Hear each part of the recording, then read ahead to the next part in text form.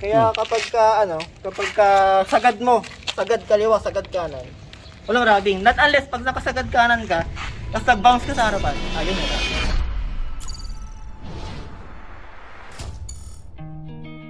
So, i-review natin ngayon is itong Innova. Ba't naman Innova ang nabili mong sasakyan? Kasi una-una diesel eh. Tipid. Saka at the same time, convenient gamitin. Saka maporma din naman kahit na pang family car eh. Basta na-drop mo, tapos tamang mount, tamang fitment. So dapat, pagka mag-drop ka, dapat babagay din sa mount, babagay din sa gulong, babagay din para makuha yung tamang fitment. Papi, ano bang model tong Innova mo? 2012 model. J-Variant. J-Variant naman to eh. Sa model na yon, J-E-G. Hanggang G lang naman eh. Pero yung mga latest ngayon na Innova hanggang V na eh. Ang pinaka low model ngayon ng Innova ngayon, ang pinaka latest E. Pagkakalam ko E. Hanggang V na. Pero papi, ako nakadrive ako ng ganitong Innova. Mabilis yung ganito no? Lalo na pag diesel. Oo, lalo pag diesel. First gear niya maiksi no? Tama, correct ka dyan. Ang taas ng RPM mo pero yung takbo mo, 20. Tama ka dyan papi. Tama. So ang ginagawa nila sa drag diesel talaga, second gear sila bumabanat no? Second gear, oo. Pagpasok ng... Yung iba naman kasi, pagpasok mo ng Primera, segunda na agad eh. Pinapalagay sa Primera eh. Anong concept naman itong Innova mo na to? Thailand. Tama. O syempre kapag Tailok, papi, RPF 1 agad. Oo, correct. Tapos makulay na lang na. Iba RPF 1 agad no? Pero tignan nyo mga guys, layo tayo. Tignan nyo kung gaano ka ganda yung sasakyan no? Diba? Papi, matanong ko lang, anong function ng Innova na to sa iyo? Pinang tatrabaho ko rin to eh. Diyan ko nilalagay yung mga paninda ko, sundo.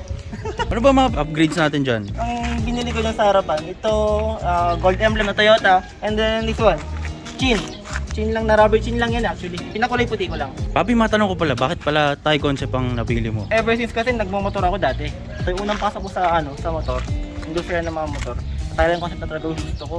Kasi unang-una makulay eh. Ang ganda eh. Ngayon, yung ako sa yung medyo gusto ko na mag-upgrade sa motor na Thai concept, Thai look, whatsoever. In-apply ko naman dito sa Innova. Dala-dala ko pa rin hanggang ngayon, yung Thailand pa. Paano naman na-drop ng ganyang kababayan? Ito, Torno na to eh.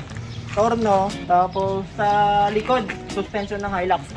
Coil spring ng Hilux ang ginawa. Tapos pinatigas yung absorber para ma-gain yung ganyang baba. Kamusta yung ganyang kababang papi? Risky at the same time matagtag, siyempre. Pero pogi. Masakit sa tiyan yan, ganun. Oo, masakit sa tiyan. Magkakasuso ka dyan. Parang kapag sobrang baba, hindi ba magra-rub? Alam ba, pag turning point, ganun? Wala, kasi naka-negative camber to eh. Kaya kapag sagad mo, sagad kaliwa, sagad kanan, walang rubbing. Not unless pag nakasagad kanan ka, tapos nag-bounce ka sa harapan, ayun eh, rubbing. Siyempre, pag ganitong sasakyan, papi, kalmado lang mag-drive, no? Oo. Pinakamabilis ko nga 80. 80 raw pinakamabilis ko. Mabilis na yun, no? Oo, mabilis na para sa akin yun. Sa gantong baba. Pero nang stock to, 100, 120 lang yan. Mga 280, ganun. Hindi mo. Joke lang. Dito sa likod, papi, silipin natin. Ito na yung burn tip ni Idol, Ito, nag-upgrade na rin ako ng pang Gen 4, trunk lead. Kasi actually, hindi ito yung trunk lead niya eh. Pang 2014 to 2015 pataas. And then yun na rin. Gold emblem. AUV ang tawag sa ganito yun, no? AUV, no? Tama. Isang gusto ko sa AUV, papi, yung third row, no? Oo. Kasi nabababa yan, di ba? Tapos yung sa rin, no? Kasi yung Fortuner namin, hindi ako kasya sa likod, eh. Yung legroom kasi. Oo, yung legroom, tama. kasya ako dun pag ako lang mag-isa. Pero yung ganitong mga guys, yung mga ganitong AUV, papi, maluwag yan, eh, no? Maluwag, tama. Oo, sobrang luwag ito. Kamusta yung maintenance ng ganito kababa, papi? Maintenance, medyo masakit sa gulong, lalo harapan. Kasi negative camber eh. Medyo mabilis mapudpud. Kahit na mataas yung tread wear mo, mabilis mapudpud. Kasi nga negative camber. Ang pudpud nasa loob na eh. Di pantay. Gawa ng negative camber. Yun lang naman yung maintenance. Meron dito sa interior natin, Pops. Ayun ulit, gold emblem ulit. Naman, leather seat. Tapos pinaleather ko na rin to. Leather shift knob, gauge, vacuum gauge. Pero ang maganda rito, guys, malinis yung sasakyan ni Papi. Oo, thank you. Kailangan kasi yan. syempre, Papi, pag sa Tailok, maraming mga accessories, eh, no? Correct. Yung mga pasabit na, di ba? Yellow, di ba? Dito, tapos yung mga kinakabig dito, na titanium. Tapos titanium din dito. Oo. Hindi ko pa wala, yung zoom mirror ng Thailand. Oo. Unang-una, gusto ko sa loob malinis eh. Gusto ko kasi pagpapasok ka, very neat tignan. Parang classic ba? Ang datingan. So kasi malinis lagi, yung loob. Kamusta konsumo ng ganitong Innova, Pops? okay naman. Ang ano lang, ang medyo masakit lang yung ano diesel ngayon. Taas na eh. Mas mataas na kayo sa gasolina ngayon eh, no? Mas mataas sa gasolina, iba na yung graph eh. Masasabi ko matipid eh. Kasi hindi na makapatakbo ng mabilis. Para sa mga gustong bumuo ng ganitong Innova, anong mabibigay mong tips? Kuha lang kayo ng idea sa mga mas marurunong. Kasi unang-una, doon ako nag-start eh. Kuha ako ng mga advice sa mga marurunong, sa mga hanggang sa pinayuhan ako ng ganito, ganyan, dapat ganyan. And then sinunod ko, tama naman sila eh, actually. Na dapat ganito yung ilalagay mo, na dapat ganito yun ang ilalagay mo. So dapat makinig lang rin sa mga ano. Oo, makinig ka. Kung medyo ano ka, kung medyo nababahala ka kung ano ilalagay mo, magtanong naman tayo. Check muna sa iba, check no? naman tama, oo. Kung ano ang concept sa iba, tapos i-apply mo dito kung tama. Tapos kung bagay, yun ang pinaka ano, kung bagay. Baka may gusto ka batiin, Paps. Shout out. Shoutout nga pala sa Crude North. Ay yung ano namin eh. Grupo namin. Actually may ibig kami ngayon. Taring ngayon. Kay Ads Pro pala. Yung kaninang vlog mo. Taring oo. Shoutout. Sa'yo mo nang gumawa nito sa spring ko. O Papi, salamat. Thank you. Pinakita mo ang isa sa pinaka magandang nakita ko na setup ng Innova. White, lowered, tsaka ano lang, no? Gold emblems ang baon. Ayun, Papi, salamat ha. Ayun. So sana nag-enjoy kayo sa video na to, guys, no? Kitang-kita nyo naman, no? Tindigan, no? Kita-kita tayo sa susunod video. Peace out.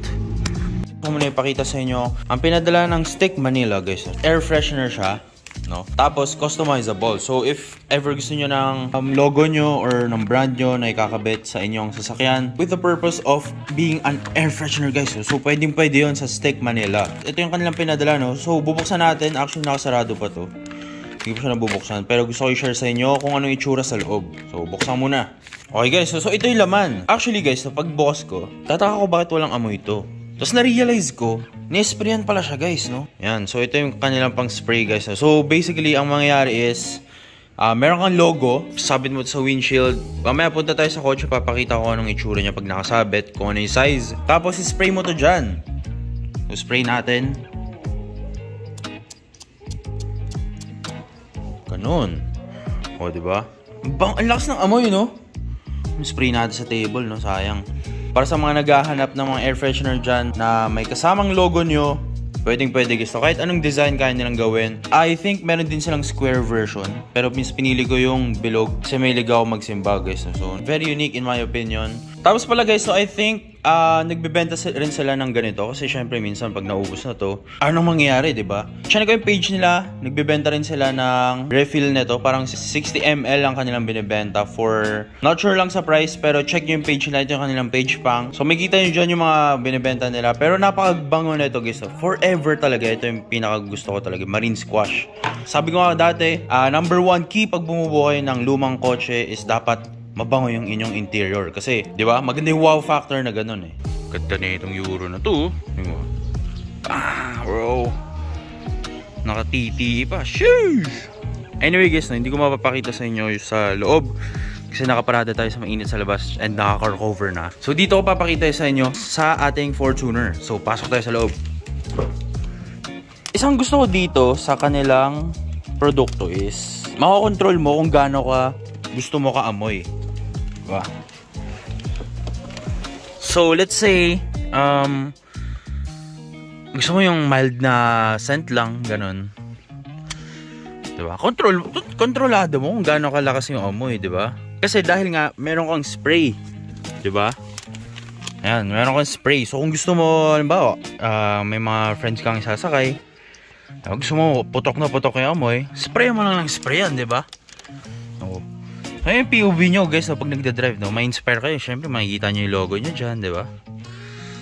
So, ayun lang. Sana supportan nyo sila, guys, no, kasi siyempre, hindi naman kayo mabibitin, guys, sa amoy, sa quality. Tingnan naman yung print, oh, di ba? So, ayun, sana supportan nyo sila. And, ito yung POV nyo kapag nagda-drive kayo, no? Tapos, siyempre, may isa pa rin option, pero mas gusto ko tong puti. So, yun lang, no? Ano yung tsura niya pag naka pop-up headlights?